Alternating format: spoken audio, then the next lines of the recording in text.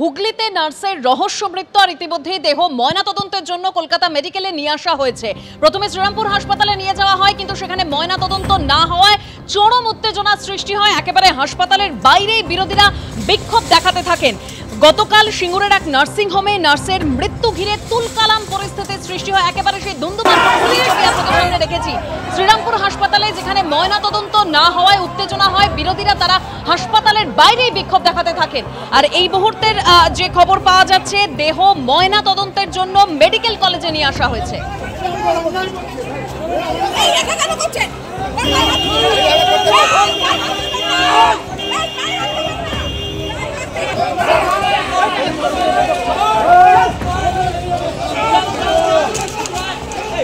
তিন দিন আগে শিবম সেবা সদন নার্সিং হোমে নার্সের কাজে যোগ দিয়েছিলেন দীপালি জানা। নার্সিংহোম কর্তৃপক্ষের বিরুদ্ধে থানায় খুনের অভিযোগ দায়ের করেছে মৃতের পরিবার। মেয়েকে খুনের অভিযোগে রাস্তায় বসে বিক্ষোভ দেখান নার্সের পরিবার। শ্রীরামপুর হাসপাতালের বাইরের ছবি দেখতে পাচ্ছেন, ধুন্ধুমার পরিস্থিতির সৃষ্টি হয়। খুনের অভিযোগ করছেন নার্সের মা বাবা। রীতিমতো মেডিকেল কলেজে দেহ ময়নাতদন্তের জন্য নিয়ে আসা হয়েছে। প্রথমে শ্রীরামপুর হাসপাতালে ময়নাতদন্তের জন্য নিয়ে গেলে সেখানে ময়নাতদন্ত না হওয়ায় উত্তেজনার পরিস্থিতির সৃষ্টি হয়।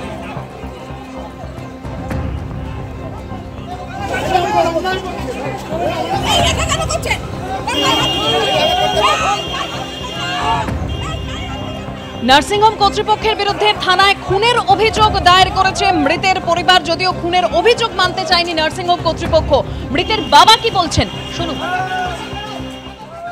সুপার স্যারের সঙ্গে কথা হলো। সুপার স্যার বলছে, আপনি কি চাইছেন, আপনার মেয়ের ইনভেস্টিগেশন কি চাইছেন? আমি বললাম, স্যার আমি ম্যাজিস্ট্রেট থেকে ভিডিওগ্রাফি করে এখানে আমার মেয়ের ক্লেম করাতে চাই। ভিডিও থেকে উনি স্বীকারোক্তি হয়েছে, হওয়ার পরে আমাদের স্থানান্তর করে অন্য জায়গায় রাখে। সকালবেলা হুট করে আমাকে নিয়ে এসে প্রচণ্ড পুলিশ জোগাড় করে মারধর করে আমার স্ত্রী পুত্রকে নিয়ে জোর করে তুলে পিছাবে নিয়ে চলে এসেছে। হ্যাঁ, মেডিকেলে নিয়ে চলে এসেছি। হ্যাঁ, ওনারা কারণ দেখাচ্ছে এখানে ভালো হবে ওখানে হবে না। তাহলে আমাকে সকালে বললে না কেন? তাহলে আমি খুশি হতাম। কি মনে হচ্ছে? আমি বলেছিলাম যে ওখানে সুপার মেডিকেলে যাব না, আমি এখানে কমান্ডো আছে অথবা কমার্সে এমস অথবা আমি কমান্ডো চেয়েছিলাম। আদারওয়াইজ না হলে ওইখানে শ্রীরামপুর ওইখানে করলে আমি খুশি হতাম। হ্যাঁ, আমি চেয়েছিলাম। হ্যাঁ, আমার এখানে সমস্যা আছে, পোস্টমর্টমের সমস্যা আছে। হ্যাঁ, মেডিকেলে আমার সমস্যা আছে। আমি সঠিক হয়তো তদন্তটা পাবো না। এখানে করলে সঠিক হবে না? এখানেও না, এই এটা মেডিকেল তো, মেডিকেলে আমার পক্ষে, আমি তো এমসি বলেছিলাম, নাহলে কমার্সে বলেছিলাম, ফলে আমি হয়তো আমার বিচারটা সঠিক পেতাম। আপনার ইচ্ছের কথা পুলিশকে জানিয়েছিলেন?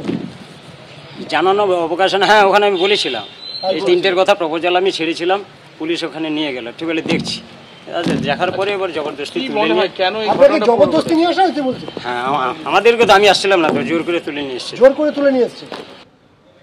আমাদের সঙ্গে এই মুহূর্তে সরাসরি রয়েছেন আমাদের প্রতিনিধি অনির্বাণ বিশ্বাস। অনির্বাণ, এই মুহূর্তে যা খবর পাওয়া যাচ্ছে যে দেহ ময়নাতদন্তের জন্য মেডিকেল কলেজে নিয়ে আসা হয়েছে। একদমই, এই মুহূর্তে কিন্তু কলকাতা পুলিশ মর্গ যেটাকে বলা হয়, কলকাতা মেডিকেল কলেজের যে মর্গ, সেই মর্গে কিন্তু তুমি দেখতেই পাচ্ছ আমার পিছনে সেই মর্গে কিন্তু ইতিমধ্যে ওই নার্সের দেহ সেটি কিন্তু ময়নাতদন্তের জন্য ভেতরে প্রবেশ করানো হয়েছে।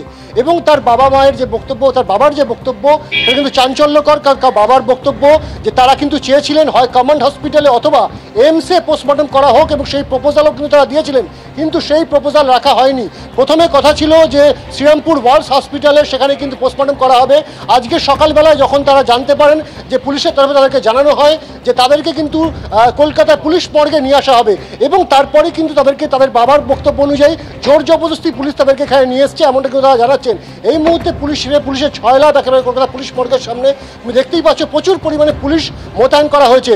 এবং তার বাবার বক্তব্য অনুযায়ী তারা কিন্তু তার মেয়ে 3 দিন আগে তিনি কিন্তু এই হাসপাতালে কাজে ঢুকেছিলেন, 3 দিনের মধ্যে মেয়ের মৃত্যু হয়েছে। তার বাবার বক্তব্য যে তার মেয়েকে খুন করা হয়েছে। যদিও এই মুহূর্তে আমরা দেখতে পাচ্ছি যে একদম যে কলকাতা পুলিশ মর্গ, সেই পুলিশ মর্গের এই যে পুলিশের গাড়ি দেখতে পাচ্ছ তার মধ্যেই কিন্তু তার বাবা মা রয়েছে এবং তারা কিন্তু তাদেরকে কিন্তু ভেতরে নিয়ে যাওয়া হয়েছে আমরা যেমনটা জানতে পাচ্ছি। এবং যে ফর্মালিটিস রয়েছে সেই ফর্মালিটিস করা হচ্ছে ময়নাতদন্তের আগে, কারণ বেশ কিছু সরকারি কাগজপত্র সেখানে কিন্তু স্বাক্ষর করাতে হয় পরিবারের সদস্যদেরকে দিয়ে এবং তার পরবর্তী সময় কিন্তু সেই পোস্টমর্টম প্রক্রিয়া শুরু হয়। ইতিমধ্যে যে পোস্টমর্টম প্রক্রিয়া সেই পোস্টমর্টম প্রক্রিয়া কিন্তু শুরু হয়েছে বলে আমরা জানতে পাচ্ছি। অন্যদিকে দেখতেই পাচ্ছ যে যতগুলি রাস্তা রয়েছে কলকাতা পুলিশ মর্গ সংক্রান্ত সেই সমস্ত রাস্তা কিন্তু প্রচুর পরিমাণে পুলিশ মোতায়েন করা হয়েছে। যেমন জেলা পুলিশ রয়েছে তেমন কলকাতা পুলিশের বড় বাহিনী কিন্তু মোতায়েন করা হয়েছে এবং তার পরিবারের সদস্যদের বক্তব্য যে তারা কিন্তু চেয়েছিলেন যে হয় কমান্ড হসপিটালে পোস্টমর্টম করা হোক অথবা এমসে পোস্টমর্টম করা হোক। তার বাবা কিন্তু নিজেই জানিয়েছেন এবং তাদের বক্তব্য অনুযায়ী জোর জবরদস্তি তাদেরকে এখানে নিয়ে আসা হয়েছে। যদিও তার বাবার এই বক্তব্যের পর এখনো পর্যন্ত পুলিশের তরফে কোনো মন্তব্য পাওয়া যায়নি, যদিও এই যে পোস্টমর্টম প্রক্রিয়া সেই প্রক্রিয়া শুরু হয়েছে। তাদের বক্তব্য যে তারা পুলিশের এই তদন্তের উপর আস্থা রাখতে পারছেন না, কিন্তু কেন আস্থা রাখতে পারছেন না সেই প্রশ্নের কোনো উত্তর তারা কিন্তু দিতে পারেননি।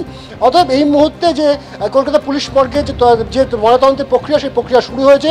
স্বাভাবিকভাবেই এই সিঙ্গুরের নার্সিংহোমে এই রহস্য মৃত্যু, সেই রহস্য মৃত্যু নিয়ে কিন্তু পরিবারের তরফে পুলিশের বিরুদ্ধে অভিযোগ করা হচ্ছে, যদিও এই অভিযোগ নিয়ে এখনো পুলিশের তরফে কিন্তু কোনো মন্তব্য সামনে আসেনি।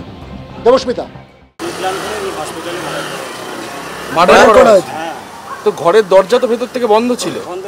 তাহলে বলছে যে দরজা বন্ধ তো আমরা দেখতে পাইনি।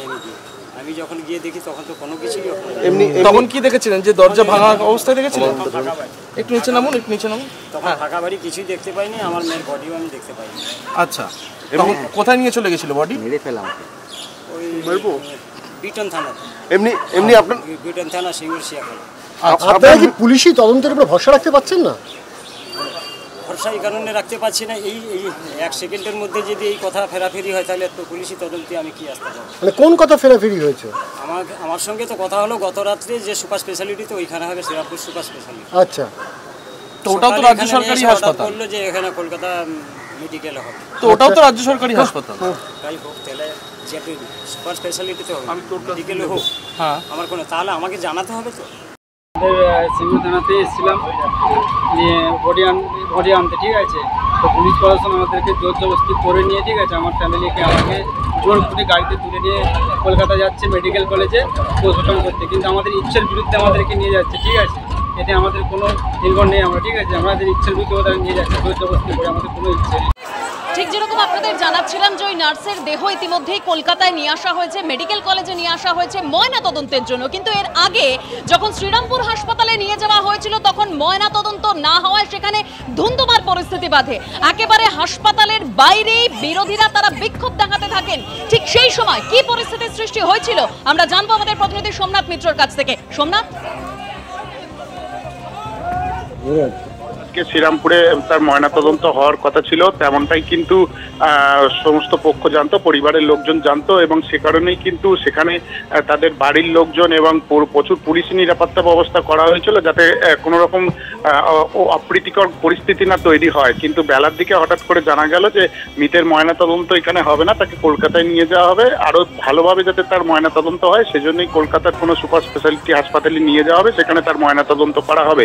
এবং সেই মতো যখন গাড়ি করে তাকে নিয়ে যাওয়া হচ্ছিল তখন কিন্তু কার্যত সেখানে উপস্থিত যে সমস্ত তাদের বাড়ির লোকজন ছিল বা সিপিএম এর যে সমস্ত নেতা কর্মীরা ছিলেন এবং বিজেপি সমর্থকরা ছিলেন তারা কিন্তু কার্যত বিক্ষোভে ফেটে পড়েন, একদম গাড়ির সামনে শুয়ে পড়ে গাড়ি ধরে তারা কিন্তু গাড়ি আটকে দেওয়ার চেষ্টা করেন। সেখানে উপস্থিত পুলিশ কর্মী যারা ছিলেন তাদের সঙ্গে কার্যত ধস্তাধস্তি বেঁধে যায়, তারা তাদের সরিয়ে দেওয়ার চেষ্টা করেন এবং লাঠি উঁচিয়ে তাদের দিকে তেড়ে যায়। এই ঘটনাকে কেন্দ্র করে কিন্তু রীতিমতো একদম ধুন্ধুমার পরিস্থিতি হয় শ্রীরামপুরে এবং পরবর্তীকালে পুলিশ কিন্তু সেই সমস্ত কর্মী সমর্থকদের সরিয়ে দেন এবং গাড়িকে কলকাতার উদ্দেশ্যে রওনা করে দেন। এই মুহূর্তে কলকাতা মেডিকেল কলেজে নিয়ে যাওয়া হয়েছে তার ময়নাতদন্তের জন্য, এমনটাই কিন্তু জানা যাচ্ছে। ধন্যবাদ সোমনাথ। গতকাল সিঙ্গুরের এক নার্সিং হোমে নার্সের রহস্য মৃত্যু ঘিরে একেবারে ধুন্ধুমার পরিস্থিতির সৃষ্টি হয়, তুলকালাম বেঁধে যায়। শ্রীরামপুর হাসপাতালে যখন নিয়ে যাওয়া হয় সেখানে ময়নাতদন্ত না হলে পরে যে পরিস্থিতির সৃষ্টি হয় সেই ছবি আপনারা দেখতে পাচ্ছেন। হাসপাতালের বাইরে বিরোধীরা তারা বিক্ষোভ দেখাতে থাকেন। আর এই নিয়ে শ্রমিক ভট্টাচার্য তিনি ঠিক কি বলেছেন শোনাবো। অভয় মারা গিয়েছিল, 4 পরিবার এখনো বিচার পায়নি। কালকে আরেক অভয়ার ঘটনা ঘটেছে সিঙ্গুরে, যাকে এখন নিয়ে যাওয়া হয়েছে কলকাতায়, নিয়ে যাওয়া হচ্ছে মানে ঘটনাস্থল থেকে দূরে আরো দূরে সরিয়ে নিয়ে যাওয়া হচ্ছে, কারণ যে কোনো মূল্যে প্রমাণ লোপ করবার একটা প্রচেষ্টা আছে। তার মা বাবা বলছেন মেয়েটি সম্পূর্ণ স্বাভাবিক ছিল, আগের দিন ভালো খাওয়া দাওয়া করেছে, ফোনে কথা হয়েছে, হঠাৎ পরের দিন আত্মহত্যা করলেন, এটা মেনে নেওয়া সম্ভব নয়। কিছুদিন পরে হয়তো একটা প্রণয় ঘটিত গল্প তৈরি করবে তৃণমূল কংগ্রেস, কিন্তু আমাদের যারা কর্মী, আমরা যারা তার মা বাবাকে ছিনতাই করে নিয়ে যাওয়া আটকার ওর ব্যবস্থা করেছিলাম, যারাই পরিবারের সঙ্গে কথা বলেছে এবং স্থানীয় মানুষ বলছেন এটা একটি পরিকল্পিত খুনের ঘটনা।